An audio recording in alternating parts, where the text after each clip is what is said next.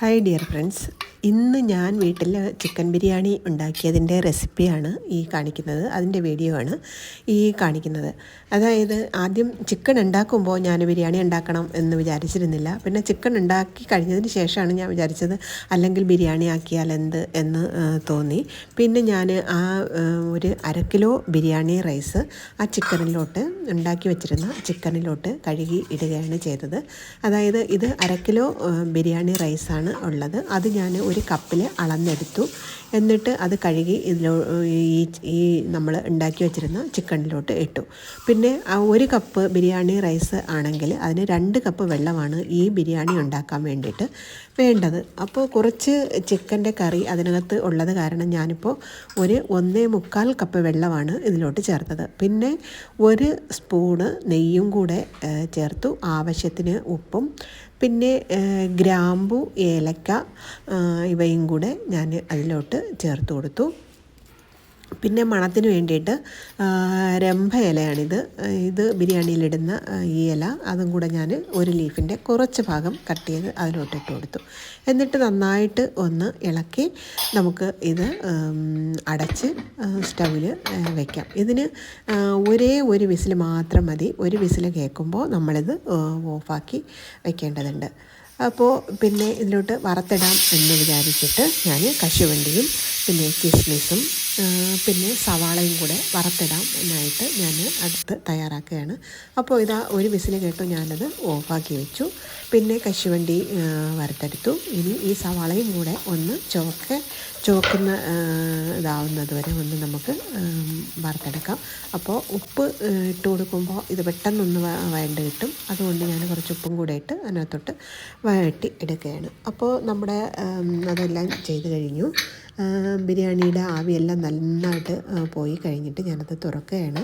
അപ്പോൾ ഇതാ നമ്മുടെ ചിക്കൻ ബിരിയാണി നിമിഷ നേരങ്ങൾ കൊണ്ട് തന്നെ റെഡിയായി കഴിഞ്ഞു. അതിൻ്റെ വെള്ളമെല്ലാം നല്ലോണം വറ്റി അരിയൊക്കെ വെന്തു, ചിക്കനിൻ്റെ കൂടെയൊക്കെ നന്നായിട്ട് വെന്ത് അത് നല്ല പാകമായി കഴിഞ്ഞു.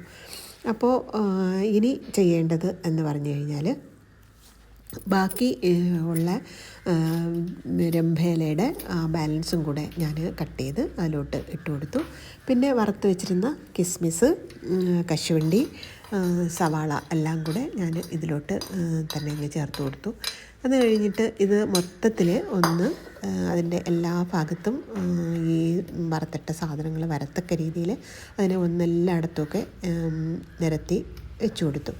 എന്നിട്ട് ഇത് നമുക്ക് പെട്ടെന്ന് തന്നെ ഉണ്ടാക്കിയെടുക്കാനായിട്ട് പറ്റുന്ന ഒരു നല്ല സൂപ്പർ ഒരു ബിരിയാണിയാണ് കേട്ടോ.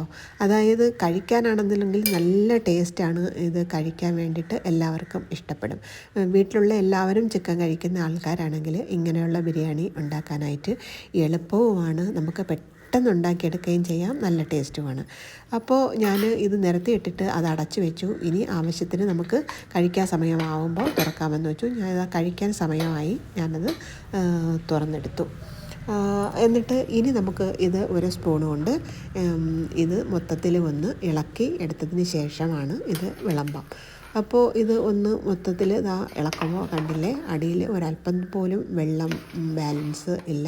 നന്നായിട്ട് വെന്ത് ഇത് നല്ലോണം മിക്സായിട്ടുണ്ട്.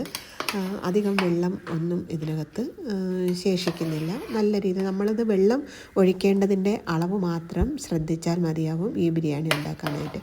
ഇത് ശരിക്കും ഞാൻ പറയാം, ഇത് ഭയങ്കര ടേസ്റ്റാണ് ഇങ്ങനത്തെ ബിരിയാണി കഴിക്കാനായിട്ട്. അപ്പോൾ നിങ്ങൾ കാണുന്നവർക്ക് ഇഷ്ടമാണെങ്കിൽ ഇങ്ങനെ ഒന്ന് ഉണ്ടാക്കി നോക്കാം. നമുക്ക് ഒത്തിരി തിരക്ക് പിടിച്ച ദിവസമാണെന്നുണ്ടെങ്കിൽ മറ്റ് ഒരുപാട് കറികളൊന്നും ഉണ്ടാക്കാനുള്ള സമയമില്ലെന്നുണ്ടെങ്കിൽ തീർച്ചയായും ഇത് നല്ല ഒരു റെസിപ്പി തന്നെയാണ് ഈ ബിരിയാണി. അപ്പോൾ നമ്മൾ കഴിക്കാൻ വേണ്ടിയിട്ട് ഞാനതിനൊരു കപ്പിലോട്ട് കോരി ഇട്ട് പ്ലേറ്റിൽ സെർവ് ചെയ്യാനായിട്ട് തുടങ്ങിയായിരുന്നു. അതൊരു ഭംഗിക്ക് വേണ്ടിയിട്ടാണ് ഞാൻ ഈ കപ്പിലോട്ടിങ്ങനെ കോരി എടുത്തിട്ട് കഴിക്കാനായിട്ട് പ്ലേറ്റിലോട്ട് തട്ടുന്നത്. അതൊരു ഭംഗിക്ക് വേണ്ടിയിട്ട് മാത്രം. അപ്പോൾ പിന്നെ ഞങ്ങൾക്ക് കഴിക്കാനായിട്ട് സലാഡും അച്ചാറും ഉണ്ടായിരുന്നു. സലാഡ് ഞാൻ ഇപ്പോൾ ഉണ്ടാക്കിയതാണ്. പിന്നെ അച്ചാറും ഉണ്ടായിരുന്നു. അങ്ങനെ നിഷ്പ്രയാസം പെട്ടെന്നൊരു ബിരിയാണി ഉണ്ടാക്കി പെട്ടെന്ന് കഴിക്കാൻ തയ്യാറാവുകയും ചെയ്തു. അപ്പോൾ ഫ്രണ്ട്സ്, ഈ വീഡിയോ ഇഷ്ടപ്പെട്ട് കഴിഞ്ഞാൽ എൻ്റെ ചാനലൊന്ന് സബ്സ്ക്രൈബ് ചെയ്യാനും വീഡിയോ ഒന്ന് ലൈക്ക് ചെയ്യാനും